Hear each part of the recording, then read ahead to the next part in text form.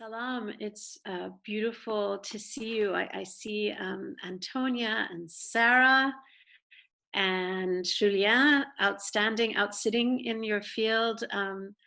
And we have Team Maki over here, and Anne and Nick Patton. And some of you, I can't see you, but I see your names, Annie and Carola and Andrea and Isaac. So really beautiful to have this time with you. And really, I'd love to have more conversation than a few minutes. I'd love for us to actually be able to speak more. And what I usually like to do, there are some different things I could do. I mean, I lead Sufi ceremony, and we could do 10 minutes of chanting and recitation together. That's one. I also just could give a bit of teaching, Sufi teaching, what's been helping me through this time. And I'm also interested, I could share more poetry. So I'm really interested in if you chose to be here, what drew you to be here, and what can I offer, rather than just beginning with so I don't know if anyone, do people have the capacity to unmute themselves as well in this? Yes. Yes. Yes. Yeah. So I would actually love to hear from each of you, like just really briefly, what is it that what is a struggle? What's a question? Or what is it that I can offer? And then I can start if you want. yes, please. I think one of the things that I have two boys, and my husband Todd is helping here. I'm Jennifer, by the way. Nice to meet you. And one of the things that we're actually initiative we're kind of taking in our own lives is just this idea of this new world. And the fact that actually through the inspirations that we've heard through these interfaith beautiful sessions, it's this idea that we don't want to go back to the way things were before, and that we are loved your concept of the dervish on the edge. Our project is called the Mad Hero Project, and it's about standing on that edge. So I resonate. So what do you see as what we can do to create this new world? What do you think perhaps one or two things that would be a focus for people, not to return to what was, but to work together to create something better, more, deeper? Such a start with the easy questions, right? Let me just say that I'm pondering this question. We're all pondering it. I think it is the question. And I have a 10-year-old boy, and a 20-year-old daughter. So I think I'm asking the same question. And I think, let me say that personally, I recognize that even as a very thoughtful academic, as an activist, as a longtime spiritual practitioner, the pace of the life that I was living was not sustainable. Personally, it was not sustainable. And I would say I'm on a treadmill and I need to get off, and I don't know how. And this is as someone who teaches Sufism, and leads communities. But I knew that, and I got thrown off that treadmill.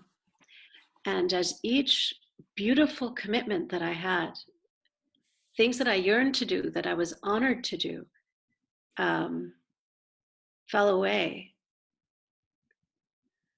my affective response was relief.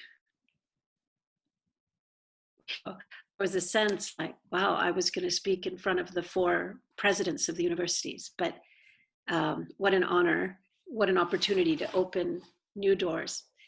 But internally, what I felt was relief, and the relief was, well, I can just be here with my son and read him the Trumpet of the Swan tonight. When the time for Maghrib prayer comes, I can sit with him and pray that prayer because I'll be here, not struggling to do it in the car or missing it, And so I think that personally, we have to find a pace that is sustainable. And that will be a great challenge when the world opens up again and thrusts us full force, and in fact, in overdrive, into reclaiming somehow, what was lost, or what was genuinely lost, and that which was perceived to be lost as well, right? So as a mother to mother, I would say to you, really to reflect on, you have to start with your home and your life and your heart and those beings who are in your care, and to find a pace that makes sense, deep. Hello. Aren't you beautiful? Oh my goodness. This is so yeah, this is what we have to do. And what's amazing is that my son woke up on January 27th on his birthday, and he couldn't walk.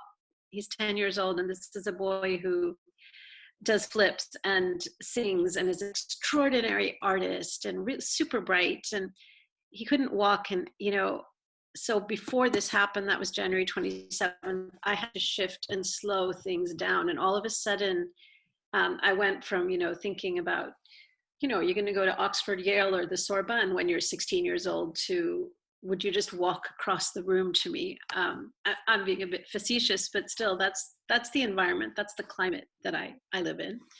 And I would see children running, and I felt like they were flying. Literally, I felt like, how do they run? It was a wonderment to me. And he's very, very significantly healed now, and to be honest, this has been a great blessing for him. The slowing down has been a blessing for him. I mean, it's allowed him to find his feet and to find his gait and to find his pace. And yesterday I was in a field near our house where I live. It's a rural feeling part of Vancouver. And I had brought his knee scooter, his mobility scooter, but he had kind of left it, abandoned it. And he was running with the dogs in the field and exploring all the beautiful things that are blooming. And I had such a state of expansion and bliss. And I was fully conscious that death is all around us, and that it could come to my door, that I could be carrying this illness now, and I'm asthmatic. I don't know that I would get through it. But all of that was there together in that expansive space. His pediatrician told me that the children that have anxiety disorders, children with many kinds of stress-related illness, in her practice are thriving at the moment.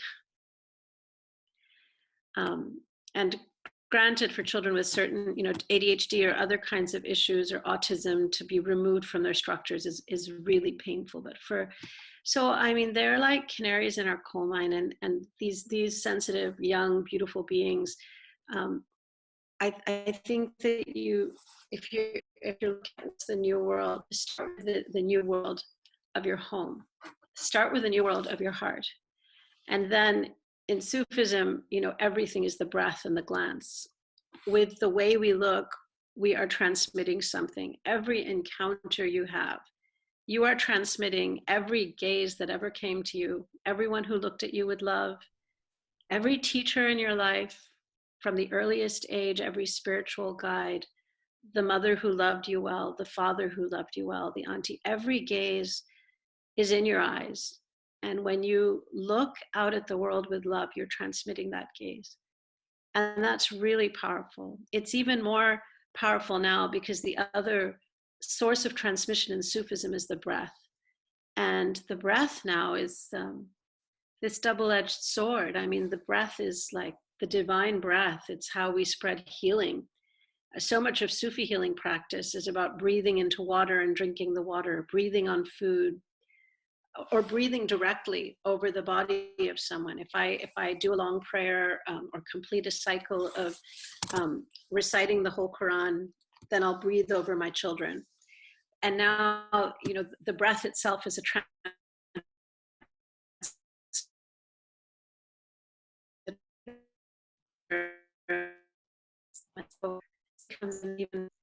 and then it's reaching out, and right now my practice has been who's most vulnerable in my life, the people, my students and my friends. I thought whoever is physically ill, whoever is suffering mentally, whoever is, has a precarity in terms of food. I'm going to see if somehow I can take care of those people. And that was my goal until my marking is done and I've submitted my grades for university. And then I said, once that's done, I will try to go farther. So my next project has just been raising money through our spiritual community for women who are precarious in the Lower Mainland. Anyone who identifies as women, trans women, any women in the and femmes in the Lower Mainland. And many of these are Indigenous women. Many of them are women of color, immigrant women. So that's how I'm working towards a new world. I think once I had this sort of in place, then, well, the blessing came that William and Cynthia invited me here. And in a way, this is an opportunity to participate on a larger level, on a global level. So I think, you have to look to yourself, your breath, your heart, those beautiful beings around you, and expand. And as you do, I think as you walk that path, the path appears and the opportunities open for more and more global giving. And the other thing I think that's really important in terms of creating a new world is that you have to create that new world out of your own strengths, out of your own kind of authentic being, and give what your greatest gifts are. So there might be some incredible need out there, but it's not that's not what you have to give. And so you pray for that need to be fulfilled, but you offer in the ways from within your strengths. Today I was thinking, what would I do in my opening? And I just thought, well, I'm a poet and I'm a singer, so let me offer that, because that I feel it's my deepest strength. I thought, if people only are with me for 3 minutes, what can I offer that's coming like from the core of my core that they will receive from no one else, right? So and that consciousness of what is like the essence of most that has value of giving that love, but from your essence and from your own authentic being. I think we really feel that in this time, because we're all looking at our own mortality. So we have to also explore and come face to face with, well, what do I have to offer? If I weren't here, what would be lost? Have I shared it? So I hope that responds to your question. Thank you.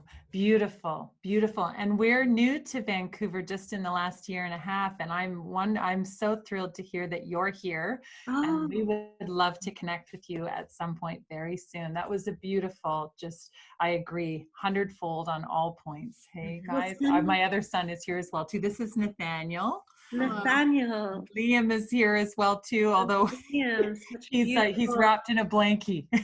You have look, I'm wrapped in a blankie too. Look at this.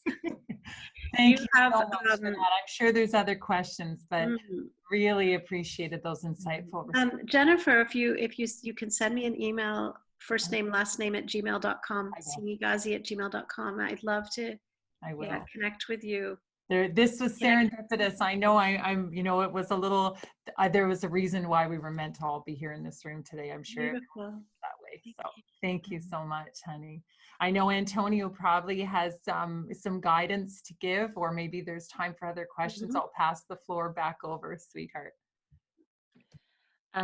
Well, yes, we have 4 more minutes apparently, including questions. So if anyone else has a question, or Seemi, if you wanted to share. Did any of you have something you'd like to? So I have is it okay?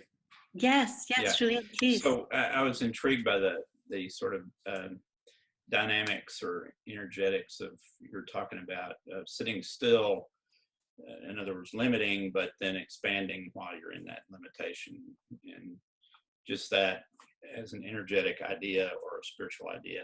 Can you just talk more about that? Well, you know, in Sufi thought, we have this idea that there are 99 divine names, which are qualities of the divine being. And two of the most important ones are Al-Qabid, which is the contractor, and Al-Basit, which is the expander.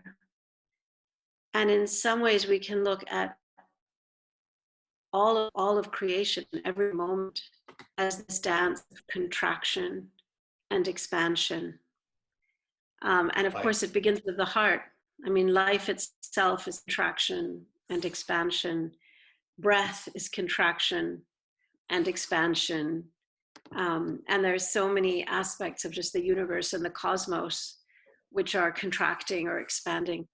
But also, like, the states that we're experiencing are states of contraction and expansion. And often we see the expansion as positive, the contraction as somehow negative, something we need to overcome, you know, something that's a punishment because we've done something wrong or we've made bad choices, or but actually both are from the divine, both are necessary. And one of our central stories is the story of Muhammad, who would make a retreat in this little cave. The cave is tiny. I've been there. You can barely stand up in it. And he would make retreat there for years. And it's there that this angel comes and squeezes him, contracts him, and 3 times, and says, you know, recite. And he says, well, I don't know how to recite, because he didn't know how to read. And finally, the 3rd time, there's like squeezing that he feels like he's having a heart attack, or he's, you know, he doesn't know what's happening. And then the angel says, recite. And he says, well, what shall I recite? And then the first revelation of the Quran comes then. And it says, recite in the name of your sustainer who created humanity from a clinging. Recite, and your creator is most generous. It is your creator who taught by the pen, taught the human being what she did not know. And so the entire kind of Muslim and Sufi narrative starts with a story where someone enters this small space, the space of a cave, the space of retreat, and then is 3 times squeezed by an angel. And then it's after that squeezing that there is an expansion and a revelation. And because of that, we're actually very attuned in Sufi when we're guiding people as Sufi teachers or looking at Sufi experience, that very often, like, creativity and newness and revelation, the new word, which brings about the new world, actually emerges out of that contraction, you know, and out of that entering the cave. Or Joseph, the story of Joseph is a story like this. Joseph's thrown in a well, then he emerges, then he's put in a prison cell, then he tries to get out. You know, he's kind of using his ego and his connections to see if he can get out. So then he has to stay again, and he's imprisoned again for another period. But it's those wombs and those crucibles, those caves, those wells that we enter that allow then the expansion, the greater expansion to come. And I think that's what I was talking about. So we certainly find ourselves in that kind of a space now. And if we learn from Joseph, we won't artificially try to eject ourselves from it. We will take the learning, take the message. Thank you. Thank you, Seemi. That's beautiful. Thank you. Thank you so much, Seemi. That was Thank you, beautiful, Antonia. Seemi. Thank you. Thank you for holding the space. We'll see you back in the main room.